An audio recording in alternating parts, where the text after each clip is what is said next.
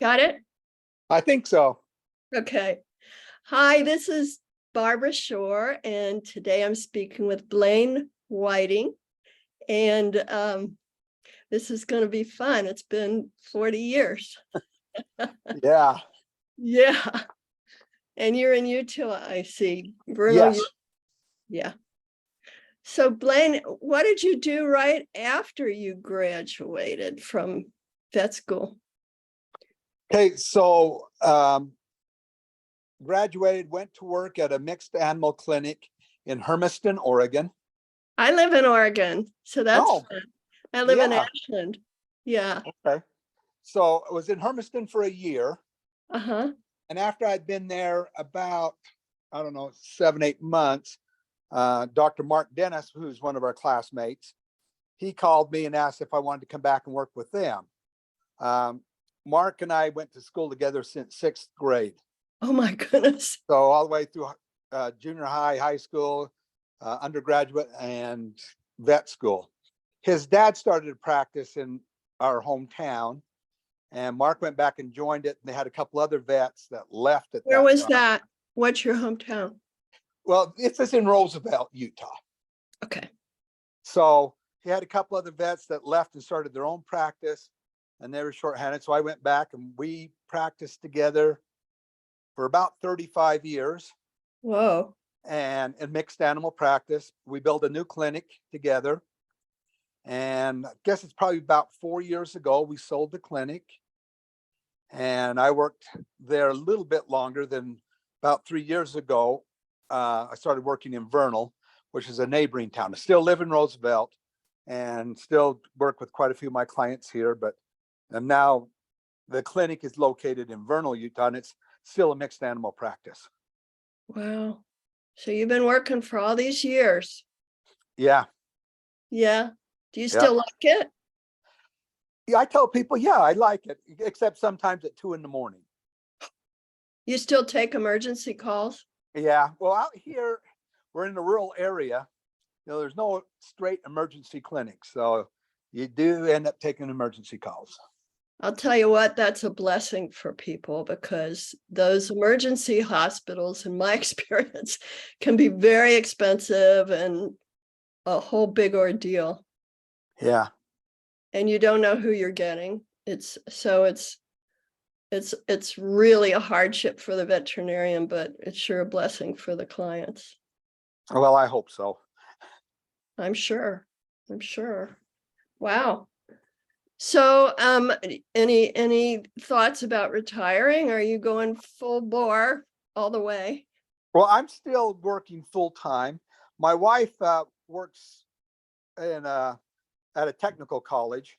She's in an economic development area. She's got a few years before she retires, maybe 3 or so. And as long as I can stay healthy, it doesn't make a lot of sense to retire until she does. That's great. That's great. That being said, I usually tell people, well, I am retired. I was tired yesterday. I'm tired again today. That's a good one. Retired. I like that. So do you do mostly small animals or large animals? They're really truly mixed, or how's that work? It's pretty well mixed. We're probably around 50% cow calf operation, 45% small animal, and 5% equine, and some little bit of pig and sheep and goats. Yeah, the whole work. Yeah. Yeah. Yeah, I've talked to some other people. This has been really fun, actually, learning what people are up to. And I've talked to several people who have been in the same practice for 35, 40 years. And what they've told me, because my life has been very different, but what they've told me is that what they love about it is that they get clients year after year, and then their kids and then their grandkids come to them. So it's really like part of the family. Has that been your experience too? Yeah, it has been. And that's a good way of putting it. The thing where I'm at in my part of my career, though, is thinking about when I do retire and leave those people. Oh, gosh. Because you've got some relationships that's formed over all those years. And, they depend on you and you depend on them. And it's more than just a client veterinary relationship. I mean, you're friends. Yeah. Yeah. That's got to be rough to think about leaving. Yeah. Yeah. Yeah. But you're in a pretty small town. Oh, yeah. So We'll still see each other. yeah. Yeah. So they can still be your friends. Right. Yeah. Except they'll hate me for not working. I bet. I bet. But it sounds like you don't have to worry about that for a while.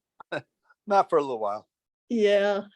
And tell me about the rest of your life. Your wife, what's her name and who's she?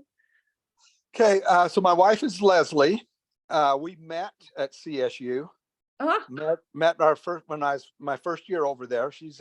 Was a student there in journalism, technical journalism, and we've been married 42 years in wow. this month. Wow. We have 5 children. They're all grown and married. 18 grandchildren, with number 19 due in August. Oh my God, that's amazing. 19 grandchildren. Yeah, Boy, you started a whole huge line there. My God. that's a lot of fun. Those grandkids. Oh, like what ages? The oldest is 16, Uh-huh.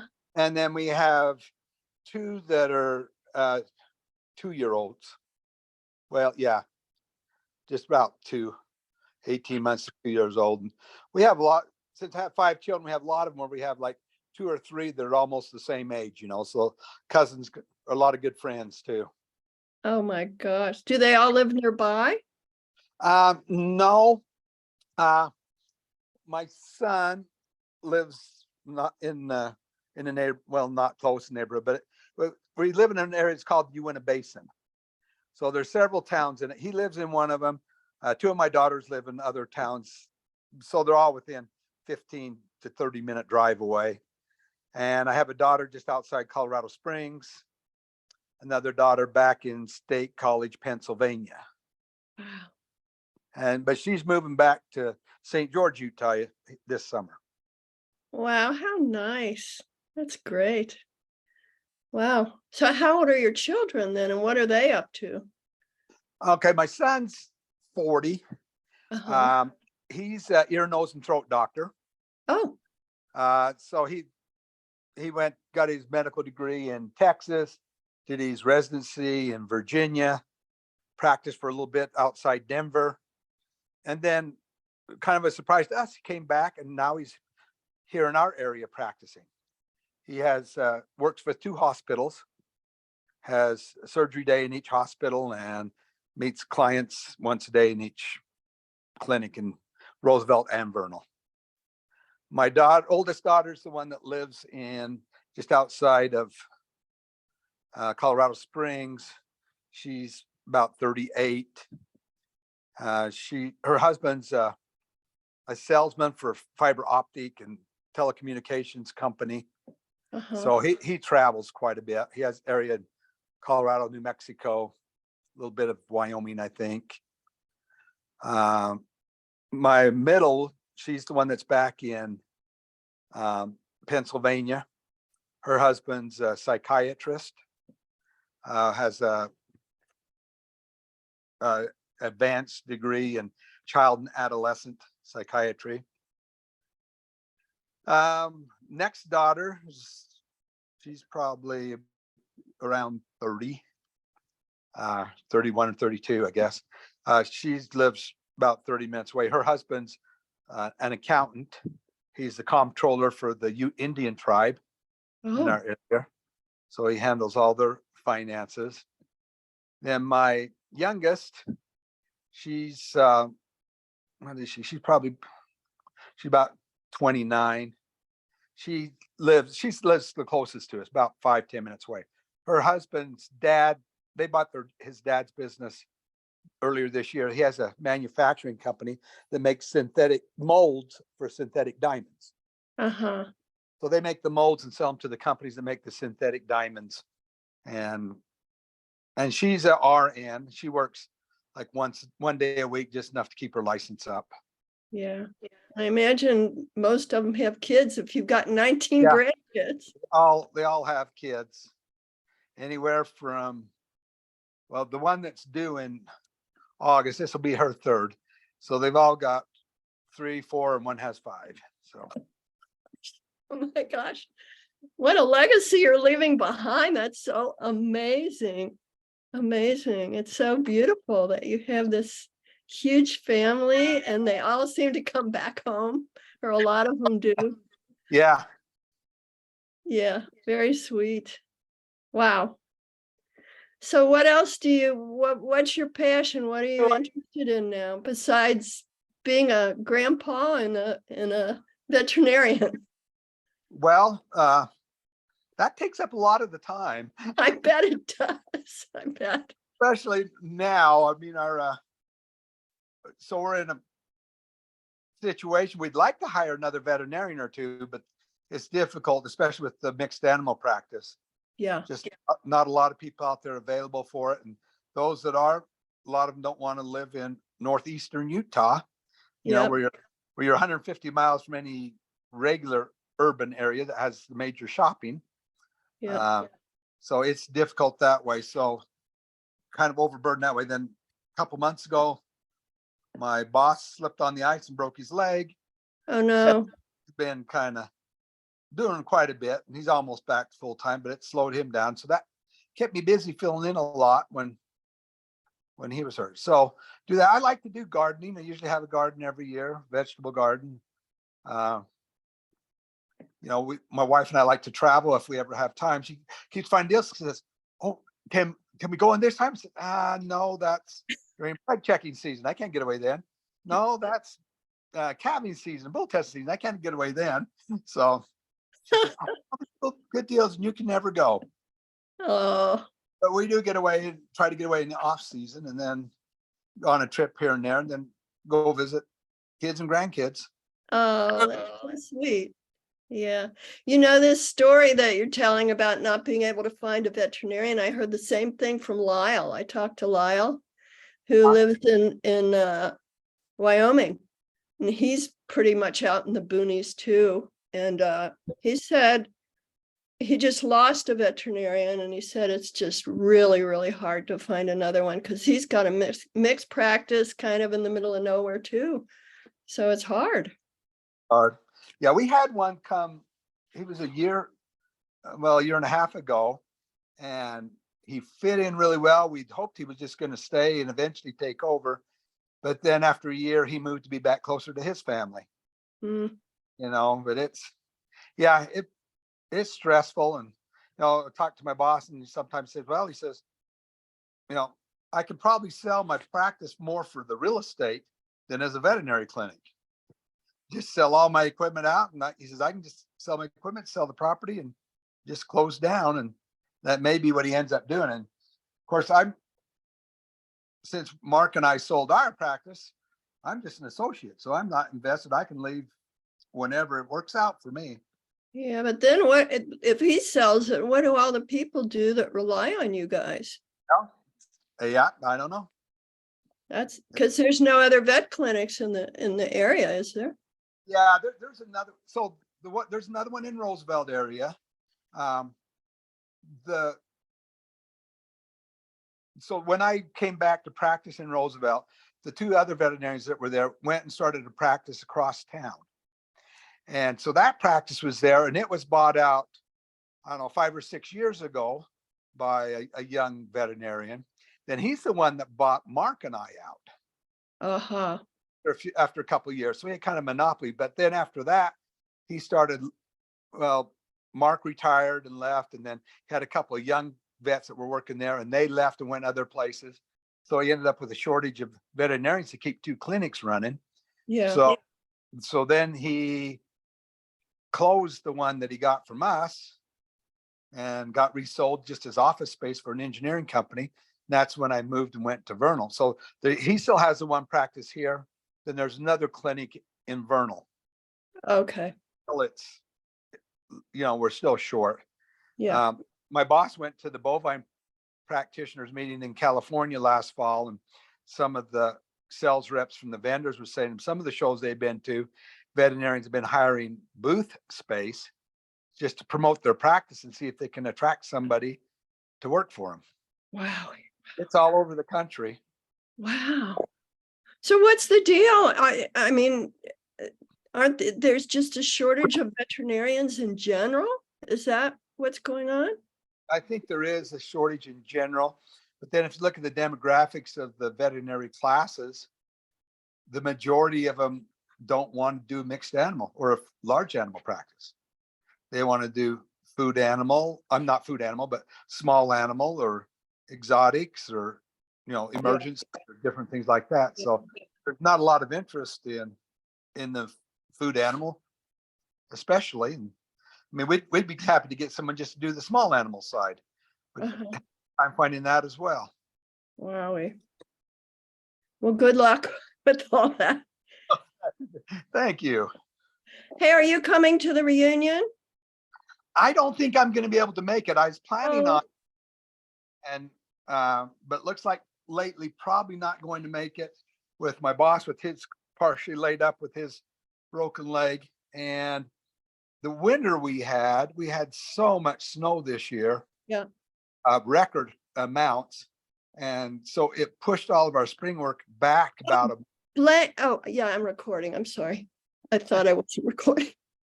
Go ahead. Well, the snow pushed all our spring work back about a month. We usually started testing bulls and things like from the middle to the end of February, but there was still so much snow, people couldn't get to their bulls to work them. So that put everything about a month behind. So now we're trying to squeeze everything 4 or 5 months worth of work into 3 months. Yeah. And it's just, we're going fast as we can go. Wow. Well, I'm sorry you won't be there, but at least we got to talk and people, if they're interested, can see what you have to say. So thank you for doing this. I couldn't make it. I thought, I'll do the interview. So Yeah, thank you for doing it. Yeah. Is there anything else you want to say before we go? Anything you want to say to people? well, just that veterinary medicine has been a good career. It's been a good lifestyle. Good way to raise a family. My son, that's the doctor, my daughter, that's the nurse, both worked at the vet clinic for years as he's going through high school. And that's where they got their passion for medicine. They just didn't like the veterinary side so much and went to the human side. But so it's been a good lifestyle. And the rural area has been nice that way. Being able to raise our kids here, we don't have to worry about what goes on in the cities and that much. And, we were isolated enough, even when COVID hit, it didn't affect us as much as it did a lot of other places. Did you have to wear masks all the time? And I know here the veterinarians, they wouldn't even allow people in the clinics. They would take the dogs inside and work on them and then bring them back out. We did a little bit of that, and we wore masks. We weren't too concerned ourselves, but a lot of our patients were elderly, and we thought we needed to wear a mask just for their safety, and we did some of that, out in the parking lot and bringing them in. And in certain cases, we had the owners come in too. And we did a lot of vaccinations in the parking lots and different things like that. But, we weren't nearly as shut down as other areas of the country was. Nice. That's really nice. Being isolated and rural like this was nice that way. Yeah. Yeah. So, veterinary medicine's been a good lifestyle, and living in the rural areas have been a blessing to be able to raise our families. My wife in Denver, she went to school. When she went to school, they had a policeman in her high school, and that was pretty well unheard of when our kids were going to school. Oh, yeah. In high schools out here, Yeah. Yeah. Well, everywhere. When we were growing up, there weren't policemen in high schools. No. Anywhere. Yeah. Things have changed a lot. Yeah. Okay. Any pets? You have any pets? We have a couple of dogs, small house dogs, and we have 7 garage cats. Garage. Uh, they were mostly, I think one of them we got from my sister-in-law, but the others have been just ferals that we trapped, fixed, and you can kind of get up close enough to touch them when they're eating, but that's about it. And they go in and out of the garage, keep the mice down, but they're strictly in the garage. A couple of my kids have allergies to cats, so they're not in. Yeah, I got it. Well, thank you. This has been great to see you again after all these years. Yeah, We're in the same dissection group. yeah, yeah, a long time ago. Gosh, but you know, Blaine, it's just so sweet to hear about your family. It really is. I mean, it's just really beautiful. Well, and that makes life good, Yeah, you know, yeah, and they take care of us, and you know, if we need things, they're always there to help out, you know, so it's great having family. that's a huge blessing. Yeah. Yes. So thank you for sharing that with Well, me, with anyone who wants to watch. And I wish you all the best. I'm sorry we won't get to see you, but thank you for doing this. you're welcome, and it's good seeing you. Thank you. Okay, I'm going to turn the recording off. Okay.